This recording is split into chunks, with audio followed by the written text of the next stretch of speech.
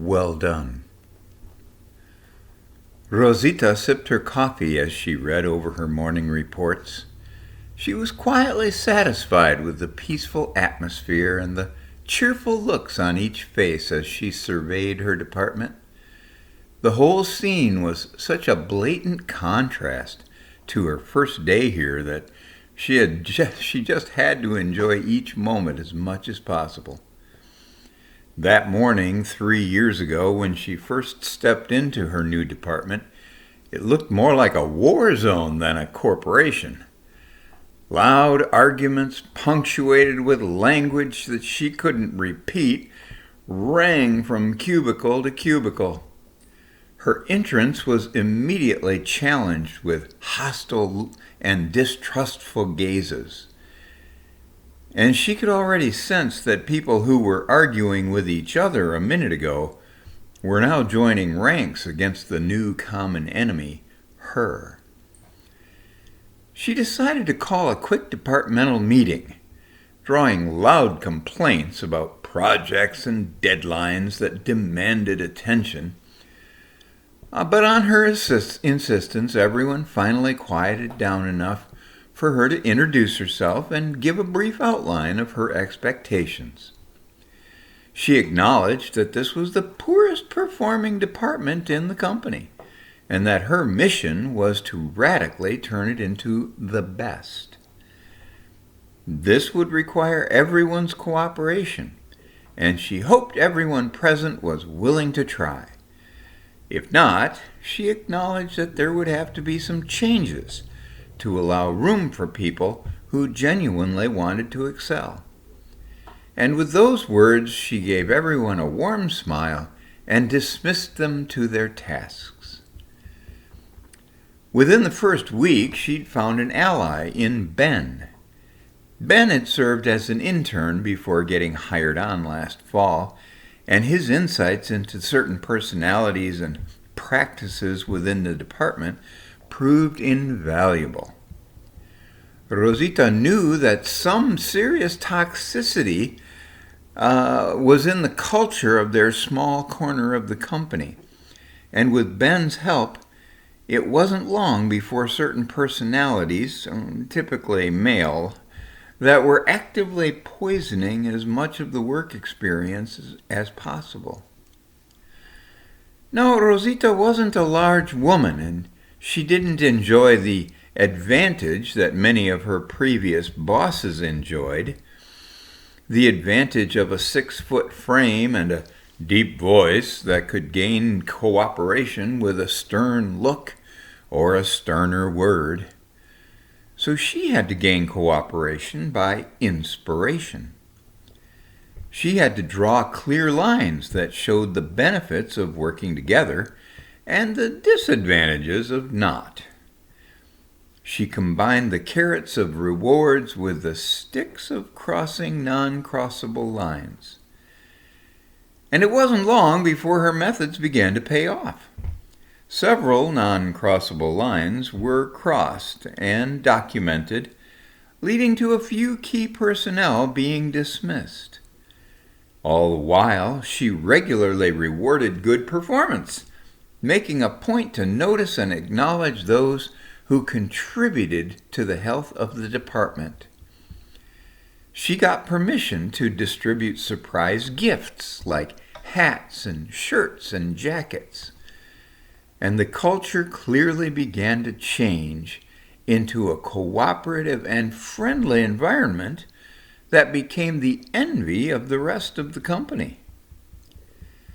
Yes, it had been a good 3 years, Rosita mused as she sipped her coffee that morning. So I think it's safe to say that it came as no small surprise to see a large manila envelope in her inbox with her name on it. As she unclasped the envelope, wondering why it wasn't an email, she quickly discovered that she was being transferred immediately to another department that she hadn't even heard of before. Could this be a mistake? There was no "thanks for a great job" or "we think you'll see this as quite a promotion." just the details of the transfer signed by the president himself. Well, it didn't take long to know why there was no quite the promotion reference to this change. She stepped off the elevator into a worse war zone than her previous assignment had ever degraded to. The looks and the language and the arguments and the disrespect could only be described as hateful, racist, and overtly criminal. Rosita almost ran into her office and slammed the door as she desperately tried to figure out what she'd ever done to deserve this. A not-so-subtle panic began to creep in as she saw her career go down in flames. For the first time, she began to consider some of the job offers she had received from other companies. But then a strange calm came over her, and she reminded herself of the major task her last department had been. And at least, while she weighed other options, this is where the company needed her, and this is where she'd go to work. So she again called a meeting and communicated her plans. Buy-in or not buy-in would be up to each individual, and she had great hopes that all would buy in. She again began to rebuild structure and accountability. She recognized contributions and coached those who resisted change. Rewards and gifts brought light and hope to those who had long longed for this type of turnaround. And of course, dismissals followed crossing the non-crossable lines too many times. She tried to recruit Ben from her past department to again be her trusted assistant, but Ben had been promoted to the head of that department in Rosita's place. Humph, thought Rosita. Good for the company. Bad for me. But Ben or no Ben, change began to take root. Poisonous arguments were replaced by cheerful greetings. Loners and hermits were beginning to actively contribute ideas and support. Bullies had been dismissed, which allowed everyone a much safer environment to hear and to be heard. And yes, the performance numbers began to radically reverse as true transformation brought in a friendly, supportive environment where people enjoyed coming to work and were proud to tell their friends about their company. Which inevitably led to more peaceful mornings for Rosita, sipping her coffee and reviewing reports again in a very positive atmosphere. Which is why it's safe to say that it came as no small surprise again to find a fateful manila envelope in her inbox that morning. "Oh no," Rosita cried inside. "Not again!" But it wasn't a dark demotional transfer that slid out onto her desk. It was an invitation to the president's office that afternoon. She'd never met the president, so she had no idea what to expect as she took the elevator to the top floor.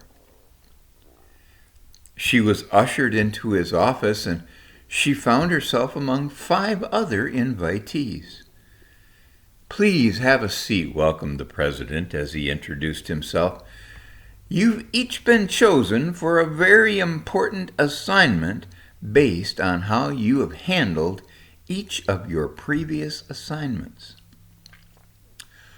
All of you were intentionally placed into the toughest situations that this company had to offer, and you all passed with flying colors," he congratulated them. Many others were also put through similar middle management ringers, but unfortunately did not survive to this moment. But here you are. Congratulations. Our company is positioning itself to expand. We're actually not very happy with the way many of our suppliers do business, so we intend to buy them out and transform them into much more agreeable and profitable partners. But this will require the same culture-changing skills that each of you have exhibited.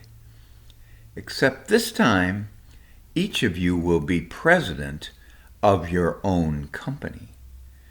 And this time, you won't be able to do it yourself, or with only one assistant. You'll need to recruit an entire staff of people who think like you. So what do you say?